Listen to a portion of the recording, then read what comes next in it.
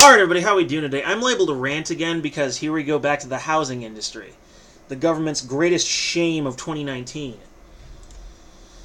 From Reason, it says Ilhan Omar's $1 trillion housing proposal is an expensive joke. The Homes for All misdiagnoses the roots of the country's housing problems, then adds a boundless faith in the Fed's ability to solve them. Representative Ilhan Omar is the latest politician to release an ambitious, expensive proposal to fix America's affordable housing problem. The Congresswoman, a member of the so-called squad of recently elected leftist legislators, want to spend $1 trillion building new public housing. Our current free market housing system is not meeting the needs of working families, said Omar in a press release. Last week announcing at her Homes for All Act, housing is a fundamental human right. It's time we as a nation act like it and end the housing crisis once and for all. We don't have a free market housing solution. We have a very regulated free housing market. It's not a free market, it's a regulated market. But to secure this fundamental human right, Omar's legislation would spend $800 billion over the next 10 years developing 9.5 million new units of public housing.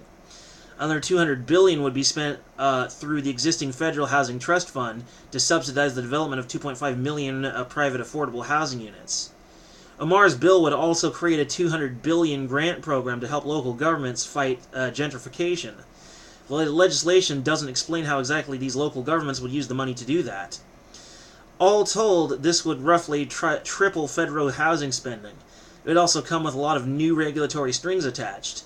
New housing projects funded by Omar's bill would have to be located close to transit be built to the highest possible environmental standard, and come with access to free social services that would help tenants secure healthcare, employment, education, childcare, financial literacy, and other community-based supportive services. Omar's Homes for All Act is the latest in a series of far-reaching housing proposals released by such progressives as Senator Bernie Sanders and Representative Alexandria Ocasio-Cortez. The last people you want involved in the marketplace, really. If the Democrats got control of the country, you know what? We're just going to go broke with them. They're literally going to cause this entire nation to go broke.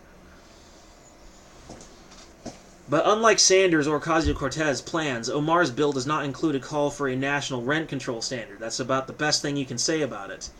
The country does need more housing. This is literally the worst way to accomplish that, says Salim Firth, a housing policy expert at George Mason University's Markadis Center. Firth points out that federal public housing projects like the kind Omar is proposing concentrate poverty often worsening the social problems they're intended to address. We're talking people who most need to be in a strong neighborhood, he says, and pulling them all in one place. The worst slums of the 20th century were created by the government using this model. By contrast, federal housing voucher programs that encourage people to move to lower poverty neighborhoods have positive effects on income and educational attainment. Omar's bill also relies on a farcical assumption that $1 trillion in new spending will produce 12 million new housing units. That works out to a per-unit cost of $83,000. A 2018 study from the Government Accountability Office found that the cost of building new units under the federal government's current flagship affordable housing program, the Low-Income Housing Tax Credit Program, ranged from $126,000 in low-cost Texas to $323,000 in California. Costs on some individual projects exceeded $700,000 per unit. The regulations in Omar's bill ensure that any new housing it does fund will have very high per-unit costs. Higher environmental standards mean higher costs, so locating near transit hubs where land is more expensive. And while Omar bemoans free market housing, the fact is that most regulated cities are also the most expensive. Because there is no free market housing in the United States. It's regulated. The zoning laws are what's the problem. The solution is to get rid of the zoning laws.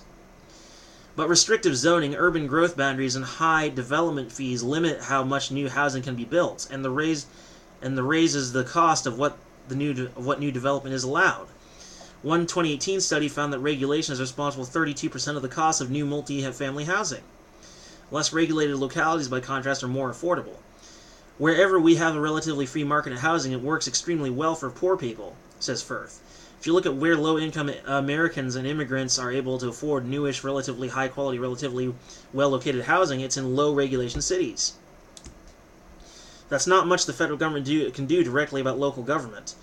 Restrictions on development, although both Democrats and Republicans have proposed tying federal funds to requirements that localities deregulate development in some way, it's an open question how effective that approach would be.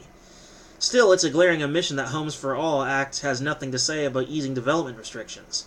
Considered alongside the bill's ludicrous cost estimates, one gets the impression that while Omar might consider housing a fundamental human right, she doesn't appear very serious about actually securing it.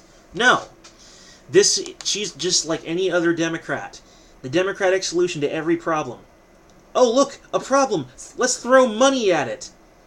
But whose money is that? I don't know, some guy's. But no, seriously. This is not how you solve a problem. This is what happens if you deregulate and eliminate the zoning laws and housing and construction restrictions on housing and allow the housing market to be completely free. People in this country assume that a company will attempt to secure its bottom line by appealing itself to the highest common denominator. This is false. They actually stand to profit more from not only satisfying the highest common denominator, but also the lowest simultaneously. I.e., a luxury edition of the product and a budget edition of the product. Let's think about the GPU market, for example, on computer parts. The computer part the market, as far as I know, is completely unregulated. Corporations are free to compete as they want, and what is often true is the most successful companies have a GPU for the more expensive people who can afford it, and a somewhat weaker but still very powerful budget model. And the budget model is indeed very powerful, as it could literally run the electricity for an entire third world nation. So when you think about that, and then any poor working class bum in America can afford that, now imagine if a housing company were to work the same way. To have a building where there's a nice fancy upper floor for the mucky mucks and the middle class, and then there's a still very nice but more basic bottom floor for people who can't afford the more expensive housing, all in the same building. If you eliminate the zoning laws, this becomes possible. And now the housing company is making more money per capita because the number of actual paying customers has increased. Blows most people's brains straight out their ears. It's like their gray matter's dribbling out their nose now. I've just killed you with facts. So yeah, this is why Democrats are simply unelectable from an economical standpoint. They do not know what they're doing, and they will bankrupt this country. There will need to be a bailout of the housing industry if this shit continues. Now, when exactly that will happen, that'll probably be something like 2040. I would have guessed like 2040. Maybe only 2032. Anyway, that's all I got to say about this one. Peace.